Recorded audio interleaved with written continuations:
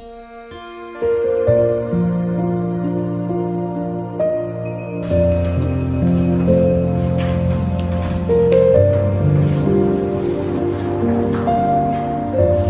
sus Biblias, hermanos, en Romanos capítulo 6.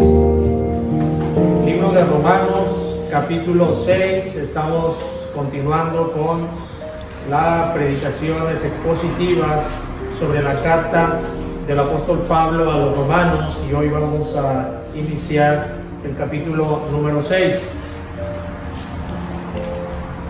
Antes de iniciar, hermanos, vamos a poner nuestra predicación en manos del Señor.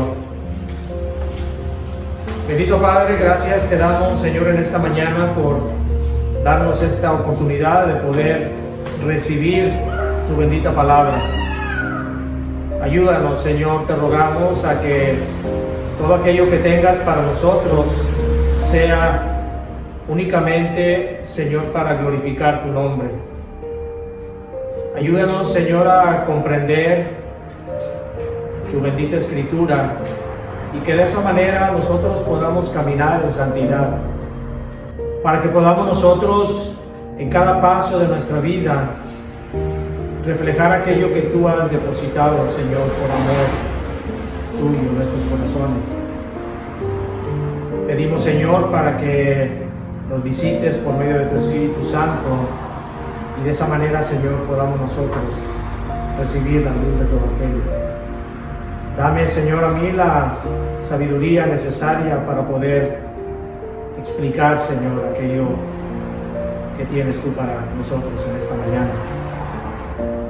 Te lo pedimos en el bendito nombre de nuestro Señor y Salvador Jesucristo. Amén.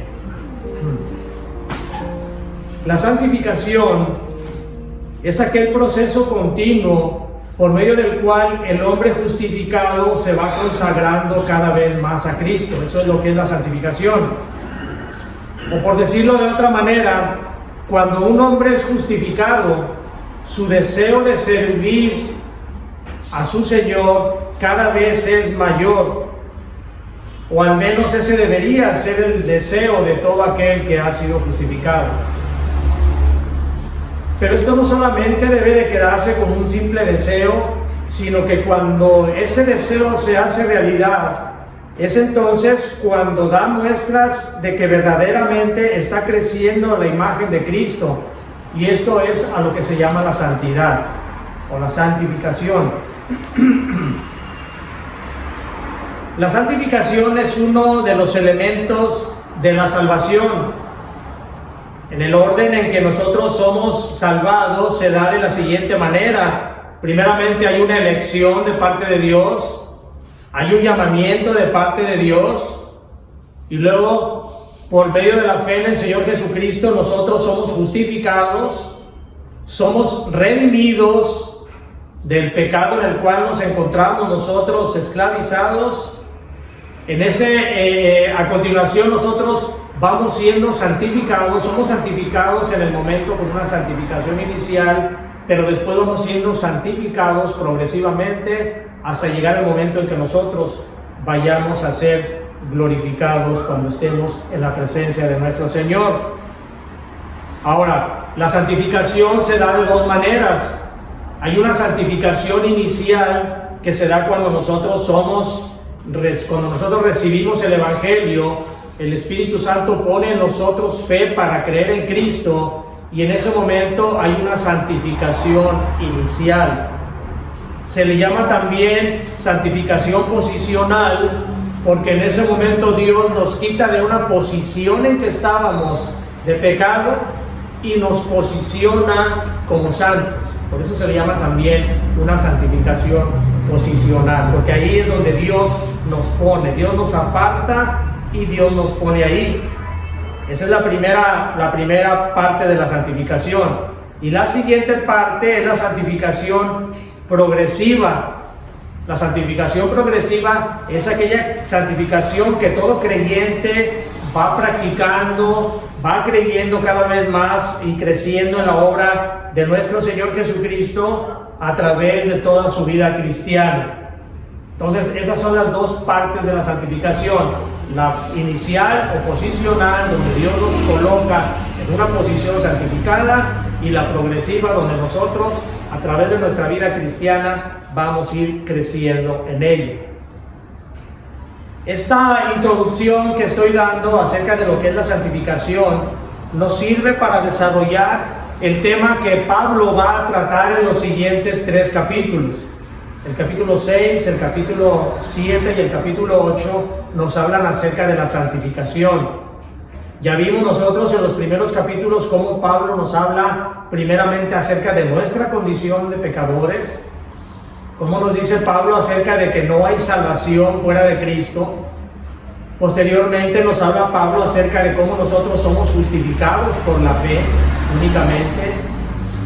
Y así que ahora lo que nos va a hablar Pablo es acerca de cómo nosotros vamos siendo santificados. Ese es el tema que Pablo nos va a tratar en los siguientes 3 capítulos. Vamos a leer capítulo 6 y vamos a leer únicamente del versículo 1 al versículo 14, porque ahí va a ser el tema que vamos a tratar en la mañana del día de hoy. Capítulo 6, versículo 1 al versículo 14 dice: pues ¿qué diremos? ¿Perseveraremos en el pecado para que la gracia abunde? De ninguna manera. Porque los que hemos muerto al pecado, ¿cómo viviremos aún en él? ¿O no sabéis que todos los que hemos sido bautizados en Cristo Jesús, hemos sido bautizados en su muerte? Porque somos sepultados juntamente con él para muerte por el bautismo, a fin de que como Cristo resucitó de los muertos por la gloria del Padre, así también nosotros andemos en vida nueva. Porque si fuimos plantados juntamente con él en la semejanza de su muerte, así también lo seremos en la de su resurrección.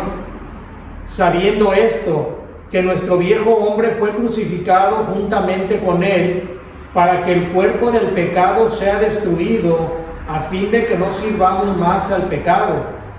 Porque el que ha muerto ha sido justificado del pecado. Y si morimos con Cristo, creemos que también viviremos con él, sabiendo que Cristo, habiendo resucitado de los muertos, ya no muere, la muerte no se enseñorea más de él. Porque en cuanto murió, al pecado murió de una vez por todas, mas en cuanto vive, para Dios vive. Así también vosotros consideraos muertos al pecado, pero vivos para Dios en Cristo Jesús, Señor nuestro.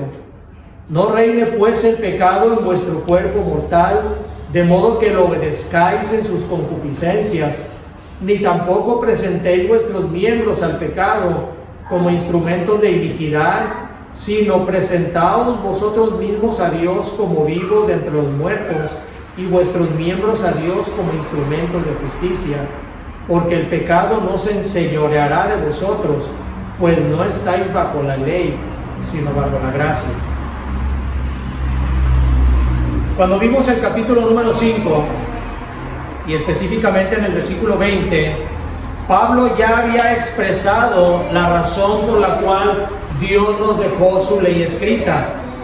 Dice el capítulo 5, versículo 20, dice: pero la ley se introdujo para el pecado abundase, mas cuando el pecado abundó, sobreabundó la gracia. Esto nos habla de que la ley nos hace ver lo abundante que es el pecado en el ser humano. No únicamente nos hace ver la maldad del corazón humano al reflejarnos en la ley, sino que también nos hace ver a nosotros la abundancia de pecado que hay en el ser humano. Cuando nosotros somos confrontados por los mandamientos de Dios, nos damos cuenta de la abundancia de ofensas que nosotros constantemente le estamos haciendo a Dios. Aún los hombres considerados como piadosos, ellos mismos se consideran unos hombres pecadores. Jonathan Edwards, considerado como la mente más grande que ha tenido los Estados Unidos, un teólogo muy reconocido, él mismo, y era él al que se le consideraba como un hombre muy piadoso, él mismo en uno de sus escritos decía: es que yo cuando trato de ver mi corazón, trato de ver que mi corazón es muy perverso. aun cuando oro, decía él, aun cuando yo estoy orando y estoy cometiendo perversidades. Imagínense un hombre así, orando y considerándose que él estaba cometiendo perversidades. Quiere decir que cómo estará nuestro corazón, el corazón de cada uno de nosotros. Porque nosotros, aun cuando nosotros estamos en oración, nuestro pensamiento, nuestra carne se está yendo por cosas que a Dios no le agradan. Podemos estar incluso escuchando una predicación en este momento y podemos estar pensando en cosas que nos agradan a la carne. Quizá no cosas tan ofensivas a Dios, pero estamos pensando en cosas en agradar a nuestra carne.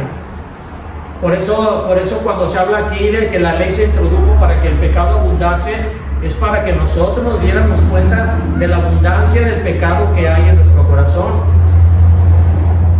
Nosotros ofendemos constantemente a Dios y es únicamente por la gracia, por el perdón que se nos otorga de parte de Dios en que nosotros no hacemos ese pecado más abundante. Esa es la situación.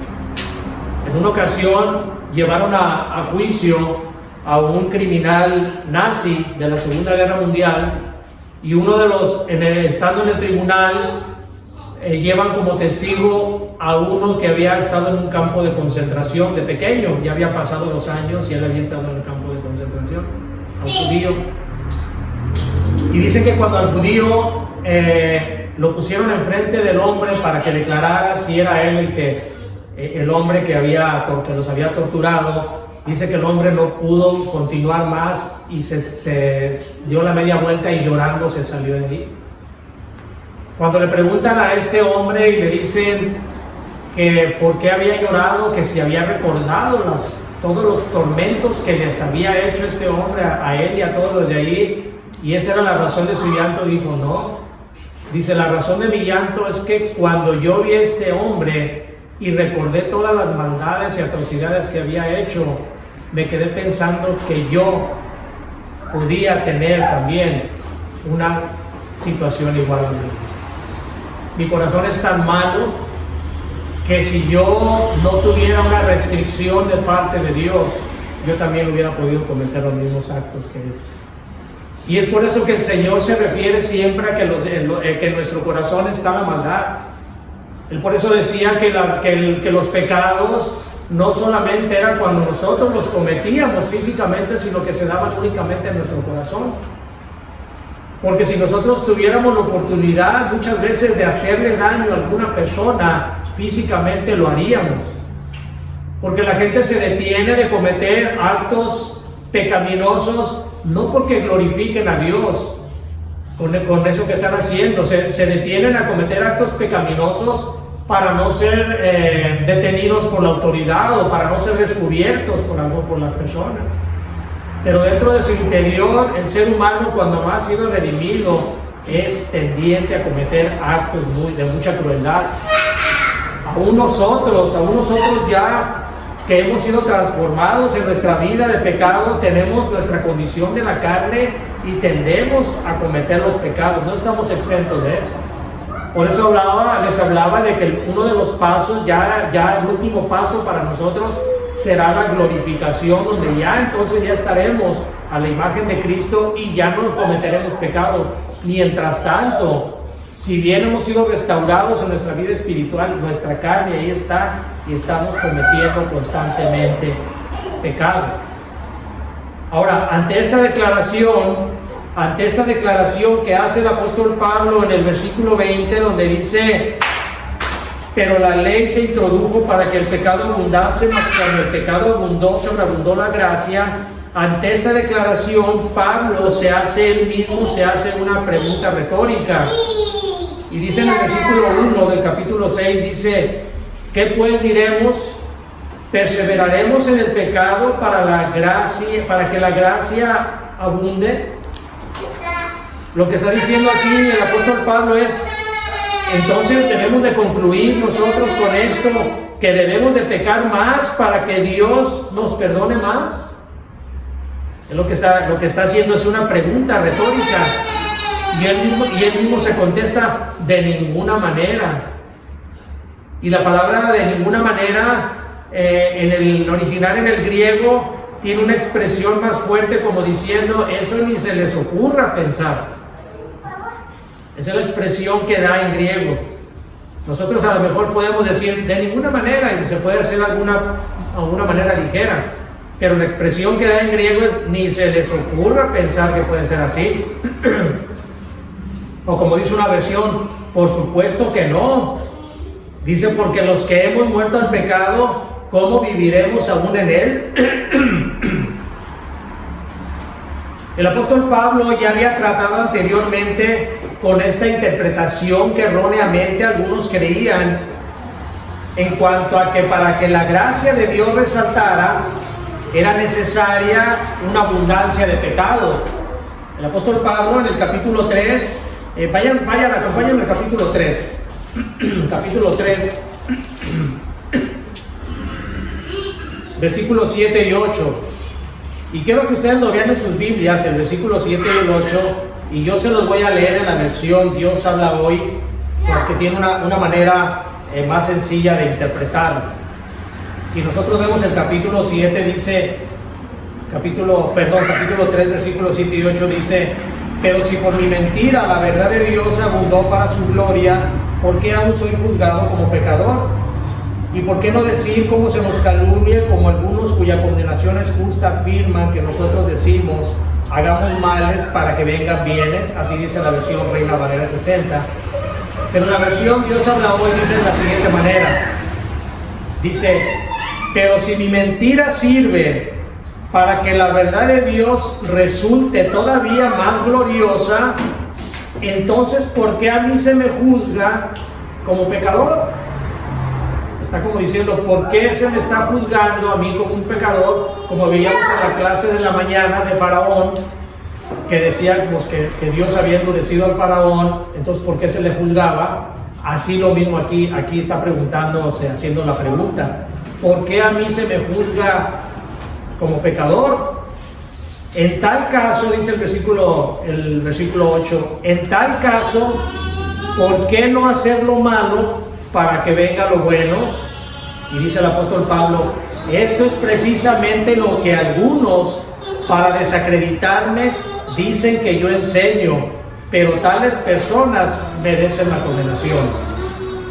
Así que el apóstol Pablo en ningún momento estaba enseñando que la gente debería de pecar más para que la gloria de Dios se reflejara más en aquellas personas. Y esto, aunque ustedes no lo crean, hermanos, aún con esta declaración que Pablo hace, el día de hoy hay quienes creen y quienes enseñan que aquellos supuestos creyentes que están viviendo una vida de pecado van a ser receptores de una mayor gracia. Hay quienes enseñan eso. Hay quienes lo creen y quienes lo enseñan, que personas que están viviendo, que alguna vez hicieron alguna profesión para recibir a Cristo y que están viviendo ahorita en completo pecado, dicen, es que estas personas van a recibir mayor gracia porque la Escritura así lo dice. Pero ya vemos que el mismo apóstol Pablo está diciendo, eso dice para desacreditarme que yo estoy enseñando eso, pero estas personas merecen la condenación. Al estar actuando estas personas en su vida de pecaminosa de manera tan cínica, actuando abundantemente, pecando abundantemente para recibir mayor gracia, lo que están haciendo es un completo desprecio a las bondades y a la paciencia de Dios. Y esta manera de pensar viene como consecuencia de una doctrina prácticamente novedosa, popularizada por una Biblia llamada Biblia de referencia de Scofield, donde se le llama, Scofield le llama el cristiano carnal. En este comentario de la Biblia de Scofield habla acerca de que un hombre puede ser cristiano sin estar viviendo una vida de santidad. Eso es lo que se le llama el cristiano carnal. Y es una creencia que se ha popularizado mucho en diversas iglesias, diversas dominaciones, y le llamo yo que es una enseñanza novedosa porque los grandes teólogos y pensadores cristianos de la antigüedad jamás les pasó por la mente ni siquiera el considerar que podía haber una doctrina de un cristiano carnal, porque la Biblia no enseña eso. Pero como les digo, desafortunadamente este concepto es enseñado en muchas iglesias evangélicas, en la cual contravienen a lo dicho por las Escrituras, principalmente en Romanos 8, donde dice que la persona que vive conforme a la carne no puede agradar a Dios. Una persona que vive en la carne ni es de Cristo, ni puede agradar a Dios. No hay tal cosa, hermanos, como un cristiano carnal, no existe. La Escritura completamente rechaza esa enseñanza del cristiano carnal. Toda la Escritura, desde Génesis hasta Apocalipsis, nos enseña que la evidencia de la salvación es vivir una vida que se encuentra marcada por la santidad. Esa es la evidencia de un verdadero cristiano, estar viviendo una vida que se encuentra marcada por la santidad. Y nos atrevemos a decir, con base en la Escritura, que aquellos que no viven una vida guiada por el Espíritu Santo, que no rechazan la práctica del pecado y que no procuran fervientemente vivir en santidad, estas personas no han sido salvadas, no han sido rescatadas y por consecuencia se encuentran camino al infierno. Así es como la Escritura determina a aquellas personas que viven una vida apartada de Dios. Pablo sigue diciendo en el mismo versículo 2 que los que hemos muerto al pecado ya no podemos seguir viviendo en él. Los que hemos muerto al pecado ya no podemos seguir viviendo en él. Es imposible que nosotros podamos seguir viviendo en el pecado, porque nuestra naturaleza, cuando nosotros somos convertidos, nuestra naturaleza cambia, es transformada nuestra naturaleza. 2 Corintios 5:17 dice: de modo que si alguno está en Cristo, nueva criatura es. Eso es lo que nosotros somos. Cuando nosotros venimos a Cristo, se nos cambia nuestra naturaleza. Déjenme ilustrarles algo con un ejemplo. Imagínense, todos conocemos lo que es un león. Un león es un animal completamente carnívoro. A un león, pónganle ustedes un plato de zanahorias, de las zanahorias más bonitas, más jugosas, más frescas, más dulces, y el león no se la va a comer. ¿Por qué? Porque la naturaleza del león es carnívora. Pónganle ustedes un trozo de carne y se lo va a devorar inmediatamente. Ahora, a ese mismo plato de zanahoria, pónganle ustedes un conejo a un lado, y el conejo las va a ver muy apetitosas, el conejo lo va a ver, y el plato de carne que el león devoró, el conejo lo va a despreciar y se va a comer las zanahorias. ¿Por qué? Porque la naturaleza de cada uno es así. Para que el león pudiera comerse las zanahorias, tendría que cambiársele su naturaleza a una naturaleza de conejo, y viceversa. Al conejo, para que se comiera la carne, tendría que cambiársele la naturaleza. Así sucede con la vida del hombre. Cuando el hombre está sin Cristo, él se deleita en la vida de pecado, disfruta la vida pecaminosa, él no tolera las cosas de Dios. Su naturaleza es de tal manera que aborrece que se le hable del Evangelio y rechaza incluso todas aquellas verdades expresadas en la Escritura. Ahora, ¿qué sucede cuando este hombre es transformado por el poder del Espíritu Santo? Su naturaleza cambia. Ahora su naturaleza ya está sensibilizada a las cosas de Dios. Este hombre cada vez va rechazando más el pecado y cada vez está deseando tener mayores cosas de Dios, se sensibiliza a las cosas de Dios. Él, en vez de desear ya el pecado, su deseo es cada vez más alimento espiritual, porque desecha todas las cosas pecaminosas. Y si llega a cometer pecado, se asquea de ese pecado, le da asco haber cometido ese pecado. rechaza todo aquello que tenga que ver con el pecado, se arrepiente y vuelve otra vez a levantarse a buscar otra vez de Dios. Esa es la condición natural de un hombre que ha sido redimido. Se deleita ya en las cosas de Dios. No quiere decir que no caiga en pecado, por supuesto que cae en pecado, pero ya no le agrada ese pecado, se arrepiente y vuelve otra vez. Su deseo, el deleite para él es hacer las cosas de Dios. Dice el Salmo 48, dice: el hacer tu voluntad, Dios mío, me ha agradado. Otra versión dice: el hacer tu voluntad, Dios mío, me llena de deleite, y tu ley está en medio de mi corazón. Así que el hombre regenerado se deleita ya en hacer la voluntad de Dios. Su vida siempre está encaminada a cumplir sus mandamientos, y como hijo de Dios no solo ya no desea pecar, sino que mucho menos practica el pecado. Esa es la característica de un hombre redimido. Puede pecar, sí puede pecar, pero no puede estar practicando el pecado. ¿Por qué? Porque ya va contrario a la naturaleza que Dios le ha dado. Primera de Juan 3:9 dice: todo aquel que es nacido de Dios no practica el pecado, porque la simiente de Dios permanece en él y no puede pecar, porque es nacido de Dios. Ya la naturaleza de Dios, la simiente de Dios, ya está injertada en cada hombre que ha sido salvado. Sin embargo, el incrédulo practica el pecado porque está dominado por Satanás.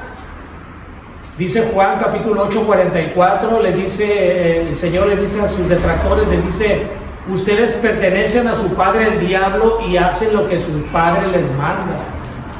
Los deseos de su padre quieren hacer, dice la Reina Valera. Y primera de Juan 3:8 dice: el que practica el pecado es del diablo. Así que la escritura es clara, no hay medias tintas, no hay tonos grises en esto de la escritura, es únicamente blanco y negro. El Señor Jesucristo decía: o estás conmigo o estás en contra mía. No todo el que me llama Señor, Señor entrará al reino de los cielos. Hay muchas frases que nuestro Señor Jesucristo nos dejó acerca de que nosotros o estamos con Él o estamos con el diablo. Así que, habiendo considerado Pablo en los primeros 2 versículos de este capítulo la imposibilidad de que un hombre que ha muerto al pecado pueda seguir viviendo en él, ahora lo que Pablo va a tratar en los versículos 3 al 11 es de la unión que tenemos nosotros con Cristo, iniciando con el bautismo y de los efectos que esto produce en el ser que ha sido regenerado. Dice el versículo 3: ¿o no sabéis que todos los que hemos sido bautizados en Cristo hemos sido bautizados en su muerte? Cuando Pablo se refiere a aquellos que hemos sido bautizados en Cristo, no se refiere al acto de demostración pública que nosotros hacemos para decir que somos hijos de Dios, que hemos sido transformados en cristianos, sino que Pablo se refiere al bautismo en Cristo, en aquella unión espiritual que el creyente tiene en Cristo. Es lo que se llama el bautismo del Espíritu Santo. Ahora, erróneamente también hay quienes enseñan que hay 2 tipos de bautismo: el bautismo de agua y el bautismo del Espíritu Santo. Y lo que enseñan de manera errónea es que dicen que el bautismo del Espíritu Santo se da posteriormente a la regeneración. Yo recuerdo en las iglesias carismáticas se decía mucho que una persona que no orara en lenguas es que no había recibido el bautismo del Espíritu Santo. Es una completa error lo que ellos hacen cuando mencionan eso, no solo por decir del hablar en lenguas, que eso por supuesto sabemos que no está bien, que no es cierto, sino que también ellos decían que si una persona ya había sido justificada, ya había sido redimida, no oraba en lenguas, quiere decir que no había recibido el bautismo del Espíritu Santo.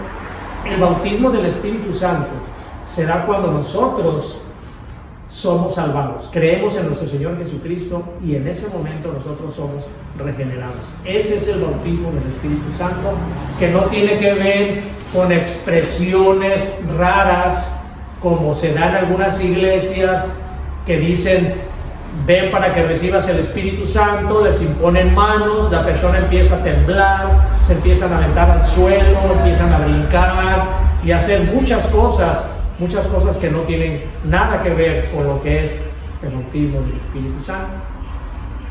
Entonces, cuando Pablo se refiere a aquellos que hemos sido bautizados en Cristo, se refiere precisamente a aquella unidad espiritual que el creyente tiene con Cristo. Al ser nosotros bautizados en Cristo, nos convertimos en uno con el Señor. Eso es lo que pasa cuando nosotros nos bautizamos en Cristo. Cristo nos reviste, Cristo nos cubre con la misma esencia de Cristo. Es por eso que en Gálatas 3:27 dice: porque todos los que habéis sido bautizados en Cristo, de Cristo estáis revestidos.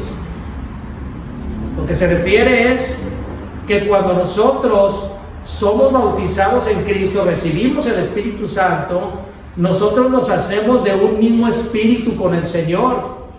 Fíjense lo importante, lo grandioso y lo maravilloso que es esto, que nosotros nos estamos haciendo en uno mismo con Cristo, en un mismo espíritu con Cristo.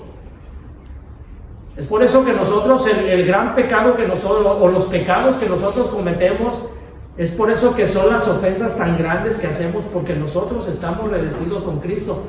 Ya no deberíamos nosotros estar pecando. Dice 1 Corintios 6:17, dice: pero el que se une al Señor, un espíritu es con Él. Somos ya nosotros hechos de un mismo espíritu con el Señor.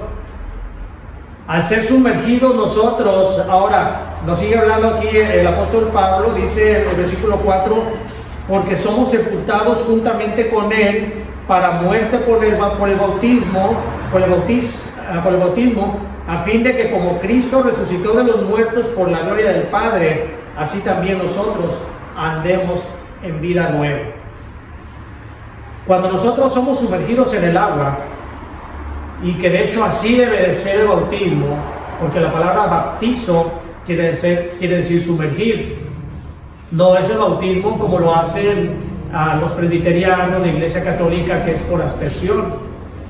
El bautismo debe de ser un bautizo en el cual haya una inmersión.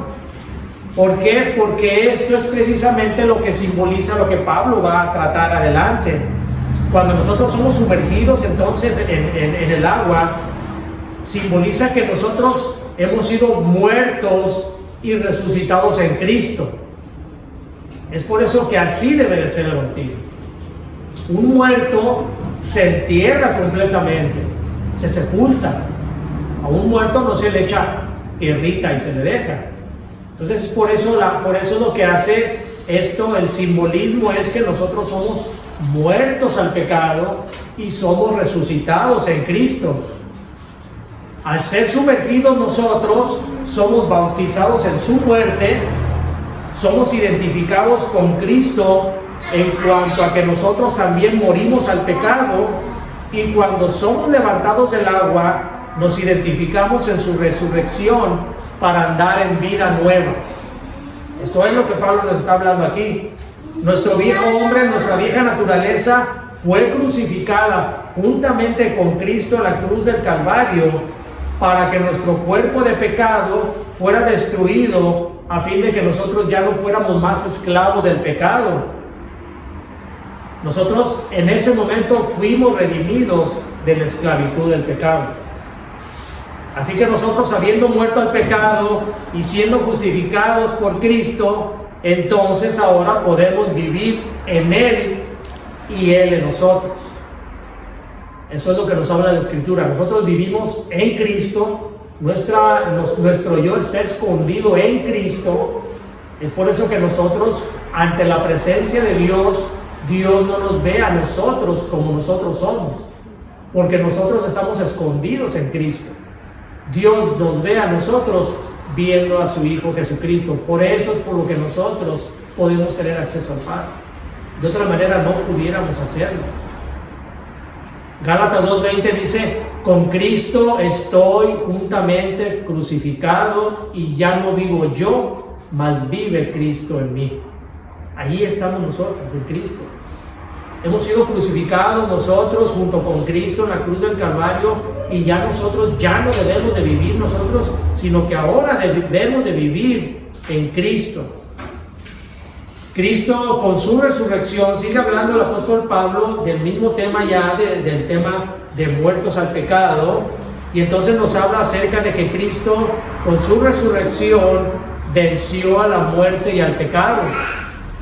Y al vencer y estar nosotros unidos a Él, Cristo entonces nos lleva a una resurrección, a una vida eterna, reconciliándonos con Dios.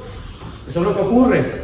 Con la resurrección de Cristo, habiendo resucitado de los muertos, dice el versículo 9, ya no muere, la muerte ya no se enseñorea más de Él. Y es lo mismo que ocurre con nosotros. La muerte ya no se enseñorea de nosotros. Nuestro cuerpo va a morir, pero nuestro espíritu va a estar vivificado por toda la eternidad. Dice el versículo 10, porque en cuanto murió al pecado, murió de una vez por todas, mas que en cuanto vive, para Dios vive. Es por eso que nosotros ya no debe reinar el pecado en nuestro cuerpo de manera tal que obedezcamos a los deseos de nuestra carne. Todos nuestros actos ya deberían de estar encaminados a vivir en santidad, porque estamos en Cristo. Nosotros debemos de ser ya una luz en la oscuridad para que nosotros podamos de glorificar a nuestro Padre que está en los cielos. Así como Cristo lo glorificó, así nosotros deberíamos de glorificar. El pecado ya no se enseñorea de nosotros, como dice el versículo 14, porque el pecado no se enseñoreará de vosotros, pues no estás bajo la ley, sino bajo la gracia. Este versículo mal utilizado también no quiere decir de ninguna manera que nosotros no debemos de cumplir la ley. Eso no es, porque nosotros hemos sido creados para buenas obras, dice la Escritura. Al venir a nosotros, a Cristo, nosotros somos creados para buenas obras. Efesios 2:10 dice, porque somos hechura suya, creados en Cristo Jesús para buenas obras, las cuales Dios preparó de antemano para que anduviéramos en ellas. Entonces el versículo 14, porque el pecado no se enseñoreará de vosotros, pues no estás bajo la ley, sino bajo la gracia, no es una licencia para pecar. No es que nosotros podamos decir, es que yo estoy pecando porque yo ya no estoy bajo la ley, estoy bajo la gracia. Y esto se relaciona también, hermanos, con lo que la gente piensa que es el cristiano carnal. Y ya no está bajo la ley, yo ya estoy bajo la gracia, yo puedo estar cometiendo todos los pecados que sea sin ningún problema. En una ocasión a un conocido mío, que él había hecho ya una profesión de fe, se había arrepentido, de hecho él había sido alcohólico, cambió, ya no tomaba, pero al paso del tiempo volvió a regresar a las mismas cosas, se quitó algunas cuestiones, pero volvía a algunas cosas. Y cuando yo le pregunté que por qué lo hacía, si él ya había en un momento se había arrepentido, había entregado su corazón a Cristo, que por qué entonces seguía cometiendo el pecado de esa manera con de propia voluntad. Y es que él me decía, es que yo soy un cristiano carnal. Yo le decía, eso no es cierto, eso no existe. No existe un cristiano carnal. O estás en santidad o estás en el pecado. A una persona así, lo que menos deberíamos nosotros de decirle es, está bien, mira, pues regrésate otra vez y pórtate bien, ¿no? A esa persona debemos de predicarle el evangelio nuevamente. Decirle que está en pecado, decirle que va en camino al infierno, porque no es cierto. Él, cuando hizo su profesión de fe, fue una profesión de fe falsa. No hubo un arrepentimiento, no hubo una conversión completamente en él. Lo que significa aquí cuando dice, porque el pecado no se enseñoreará de vosotros, pues no estáis bajo la ley, sino bajo la gracia, Lo que significa es que la ley en su tiempo para nosotros, como dice la Escritura, fue un ayo, dice la Escritura, fue nuestro tutor. Un tutor era una persona que se usaba allá en aquellos tiempos, los griegos, los romanos, usaban tutores o ayos para que a sus hijos desde pequeños los fueran instruyendo, pasaban a la juventud, los seguían instruyendo, y una vez que ya crecían, pues ya los llevaban formados en las reglas que ellos demandaban. Es como los maestros el día de hoy. Entonces, eso es para lo que la ley, para lo que dice aquí. ¿Para qué nos servía a nosotros la ley? Nos sirvió a nosotros para llevarnos a Cristo. Para eso fue la ley, para que nos diéramos cuenta que nosotros no podíamos cumplir la ley. Y entonces la ley nos lleva a Cristo. Pero una vez que nosotros ya hemos sido justificados en Cristo, ya nos libra, Cristo nos libra del confinamiento en que nos encontrábamos cuando estábamos bajo la ley. Dice Gálatas 3, 23 al 26, dice: antes de venir la fe, la ley nos tenía presos, esperando a que la fe fuera dada a conocer. La ley era para nosotros como el esclavo que vigila a los niños hasta que viniera Cristo, para que por la fe obtuviéramos la justicia. Pero ahora que ha llegado la fe, ya no estamos a cargo de ese esclavo que era la ley, pues por la fe en Cristo Jesús, todos ustedes son hijos de Dios, ya que al unirse a Cristo en el bautismo, han quedado revestidos de Cristo. La santidad, hermanos, no es una opción. La santidad es una demanda que Dios hace. La santidad es algo imperativo que Dios nos dice, y nos dice: sed santos como yo soy santo. Es un imperativo. Cuando nosotros no estamos caminando en santidad, nosotros estamos caminando de manera errónea, de manera equivocada, en el pecado. Dice la Escritura también que sin santidad nadie puede ver a Dios, dice en 1 de Pedro. Entonces no es posible que una persona que no esté caminando en la santidad, que no esté practicando la santidad, no es posible que haya sido una persona redimida. Y la pregunta para nosotros en esta mañana sería, hermanos, ¿realmente estamos viviendo en santidad? ¿Realmente nuestra vida de pecado pasada fue transformada cuando nosotros venimos a Cristo, o seguimos pensando, queriendo, deseando, haciendo las mismas cosas que hemos hecho?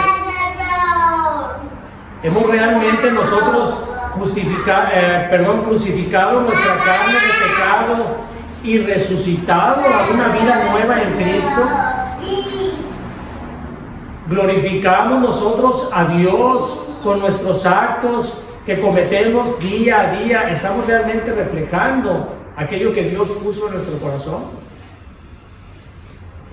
¿O seguimos nosotros actuando ante las demás personas en nuestra vida de pecado, en nuestras concupiscencias, en nuestros deseos pecaminosos, en nuestro actuar ante los demás? Y no les digo con esto, hermanos, que debemos de ser legalistas. El legalismo es tan perjudicial para el cristiano como el libertinaje. Son extremos opuestos de lo que es la santidad. El legalismo son aquellas cosas que nosotros hacemos para que la gente vea de manera falsa, de manera hipócrita, que nosotros somos personas diferentes. Eso es legalismo. El legalismo también se convierte en obras. ¿Por qué? Porque el legalismo se basa en cosas que nosotros no debemos hacer. No hagas esto, no vayas a tal lugar, no te vistas de esta manera. Eso es legalismo. No se basa en las cosas que nosotros deberíamos de hacer: ser misericordiosos, hospedadores, amables, amar al prójimo. Eso es lo que es una verdadera santidad. Ahora, el opuesto al legalismo es el libertinaje. El libertinaje es cuando nosotros hacemos las mismas cosas, o quizá, como dice la Escritura, que ni los incrédulos, cosas que ni los incrédulos hacen. El vestirnos, el vestir tiene mucho que ver, no de una manera legalista, pero sí el vestirse tiene que reflejar que también nosotros ya hemos sido transformados. Eso tiene mucho que ver, la imagen que nosotros damos, pero tiene que ser una imagen correcta, una imagen honesta de que nosotros hemos sido cambiados por la obra de nuestro Señor Jesucristo. La manera en que hablamos ante las demás personas, las cosas que vemos en la televisión, en el internet, la manera en que hablamos también, todo eso, hermanos, debe de ir cambiando, debe de ir transformando. Nosotros no debemos de estarnos haciendo a la cultura del mundo. El mundo debería de estar cambiando, no nosotros hacernos a la cultura del mundo. No por andar a la moda, nosotros vamos a andar vestido de una manera incorrecta, provocativa, descuidada. No, hermano, esas cosas se dejan únicamente para el mundo. ¿Qué música escuchamos? Ahorita la radio, la televisión, las películas están llenas de música que exaltan la perversión, el delito, los narcocorridos, todo ese tipo de cosas. Para nosotros no deberíamos nosotros ya de participar en ello.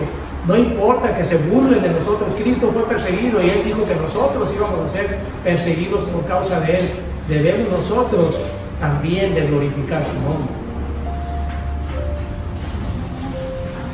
No debemos entonces, hermanos, de satisfacer nuestros deseos carnales, egoístas o pecaminosos. Medítenlo, meditemos cada uno en nuestro corazón y de verdad hagamos aquello que glorifique a Cristo. Si nosotros no estamos avanzando en nuestra santificación, si nosotros no hemos cambiado para la gloria de Dios, nosotros estamos caminando en terrenos muy peligrosos. Vamos a orar. Bendito Padre, te damos gracias por esta palabra tuya, Señor. Y como hemos meditado en ella, rogamos, Padre, para que nos ayudes a glorificar tu nombre en cada paso de nuestra vida. Ayúdanos a caminar en santidad, a reconocer aquellas cosas que no te agradan, aquellas cosas que te ofendan, y que nosotros seamos un reflejo de que tú has cambiado nuestro corazón. Danos sabiduría para poder rechazar todo aquello que impida nuestro crecimiento espiritual. Fortaleza también, Señor, para poder huir de las tentaciones.